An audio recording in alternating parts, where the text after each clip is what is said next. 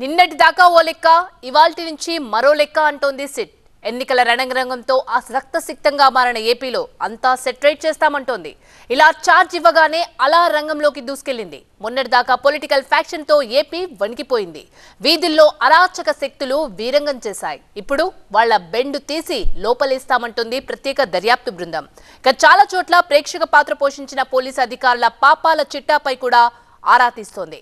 Polling రోజున నాలుగో సింహం నిద్రపోవడానికి, రాజకీయ అరాచకం రాజ్యమేలడానికి కారణమైన వారిని వదిలేదే లేదంటోంది సిట్. రేపటికల్లా ఈసీకి నివేదిక ఇవ్వనుంది. ఏపీలో ఎన్నికలు రణరంగాన్ని తలపించాయి. పోలింగ్ డే నాడు మొదలైన ఫైటింగ్ ఆ తర్వాత కూడా కొనసాగింది.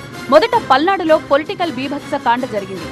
మాచర్ల, గురజాల, నర్సరావుపేట, పెదకూరపాడు నియోజకవర్గాల్లో అధికార వైసీపీ, ప్రతిపక్ష టీడీపీ నేతలు, కార్యకర్తలు వీధుల్లో వీరంగం వేశారు. ఒకరిళ్లపై మరొకళ్లు దాడి చేసుకున్నారు. నానా రకాల మారణాయుధాలతో పరస్పరం దాడులు చేసుకున్నారు. ఇక దహనకాండ యథేచ్ఛగా సాగిపోయింది. ఆ తర్వాత ఈ హింసాకాండ వైరస్ లా మారి వైరల్ గా వ్యాపించింది. దీంతో రాయలసీమ కూడా రాజుకుంది. తాడిపత్రి, చంద్రగిరి కూడా అల్లర్లతో అట్టుడికిపోయాయి. పోలింగ్ కు ముందు కలెక్టర్లు, ఎస్పీలను బదిలీ చేసి టీడీపీకి అనుకూలంగా ఉన్నవారిని నియమించడంతో ఈ ఘర్షణలు జరిగాయని వైసీపీ ఆరోపించింది. దీంతో ఈసీకి కంప్లైంట్ చేసింది. దీన్ని సీరియస్ గా తీసుకున్న ఈసీ పలువురు ఐపీఎస్, ఐఏఎస్లను సస్పెండ్ చేసింది. మరికొందరు అధికారులను బదిలీ చేయడంతో పాటు సిట్ ను ఏర్పాటు చేసింది. ఈ నేపథ్యంలో ఏపీలో పోలింగ్ సందర్భంగా జరిగిన హింసాకాండ, కొన్ని చోట్ల దానికి వత్తాసు పలికిన పోలీసు అధికారుల పాత్రపై సిట్ దర్యాప్తు చేస్తోంది. ఆంధ్రప్రదేశ్ లో పోలింగ్ సందర్భంగా చెలరేగిన హింసపై విచారణ కోసం నియమించిన ప్రత్యేక బృందం దర్యాప్తు జెట్ స్పీడ్ తో ముందుకు సాగుతోంది. ఎన్నికల సంఘం ఆదేశాలతో సీనియర్ ఐపీఎస్ అధికారి వినీత్ బ్రిజ్లాల్ నేతృత్వంలో టీంను నియమించిన సంగతి తెలిసిందే. ఆ వెంటనే సిట్ బృందం దర్యాప్తు ప్రారంభమైంది. శుక్రవారం రాత్రి నుంచే వినీత్ బ్రిజ్లాల్ నేతృత్వంలోని 13 మంది అధికారుల బృందం దర్యాప్తులోకి దిగింది.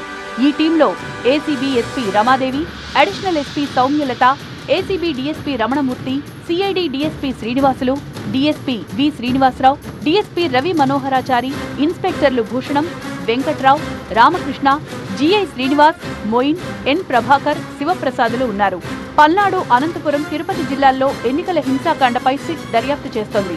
పోలింగ్ అనంతర హింసలో పోలీస్ అధికారుల పాత్రపైన ఆరాలు తీస్తోంది. ఈ మొత్తం ఘటనలపై ఈసీకి సిట్ నివేదిక ఇవ్వనుంది. శరవేగంతో సిట్ దర్యాప్తు జరుగుతోంది. ఏపీ డీజీపీని కలిసిన సిట్ చీఫ్ వినీత్ బ్రిజ్లాల్ అల్లర్లు జరిగిన మాచర్ల, చంద్రగిరి, తాడిపత్రి, నర్సరావుపేట ప్రాంతాలకు సిట్ టీమ్స్ వెళ్లాయని ఆయనకు తెలిపారు. నమోదైన ఎఫ్ఐఆర్లను పరిశీలిస్తున్నామని, కేసుల పురోగతి, అరెస్టులపై వివరాలు సేకరిస్తున్నామన్నారు.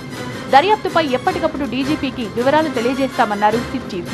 ఇక నమోదైన ఎఫ్ఐఆర్లో ఉన్న సెక్షన్లు సరిపోతాయా, లేక సెక్షన్లు మార్చాలా అని నిర్ణయం తీసుకోనుంది సిట్.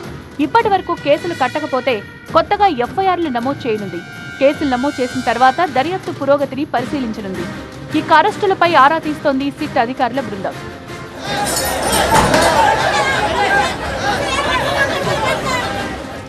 ఈ అల్లర్లు జరిగిన ప్రాంతాలకు సిట్ బృందాలు వెళ్లే ముందు వారితో టెలికాన్ఫరెన్స్ జరిపారు సిట్ చీఫ్ బ్రిజ్లాల్.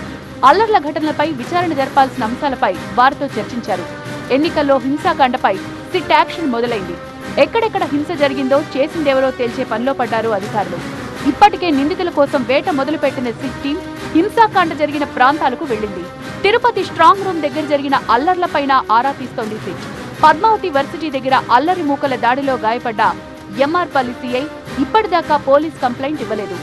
మరోవైపు టీడీపీ అభ్యర్థి పులివర్తి నాని గన్మెన్ ధరణి ఫైరింగ్ ఓపెన్ చేశాడు.